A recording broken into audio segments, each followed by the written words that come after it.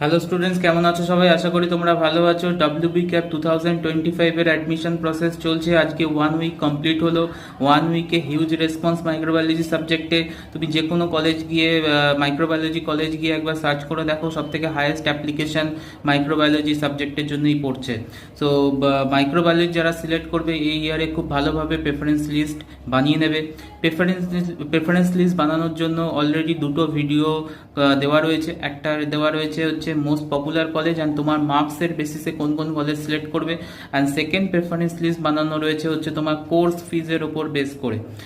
তো যাদের economic condition একটু উইক আছো তাদের জন্য সেকেন্ড লিস্ট বেটার, আর যারা মোস্ট পপুলার কলেজ করছো তাদের জন্য ফার্স্ট লিস্ট বেটার। তো দুটো প্রেফারেন্স লিস্টই দুটো সেপারেট ভিডিওতে দেওয়া রয়েছে। ভিডিও লিঙ্ক আমি কমেন্ট বক্সে দিয়ে দিচ্ছি, অ্যাজ ওয়েল অ্যাজ ডেসক্রিপশনও দিয়ে দিচ্ছি। এরপরেও যদি কোনো কোয়ারি থাকে college related, microbiology and subject related, তাহলে তোমরা হোয়াটসঅ্যাপ গ্রুপে জয়েন করো। হোয়াটসঅ্যাপ গ্রুপে তোমাদের সিনিয়ররা আছে, আমি থাকছি।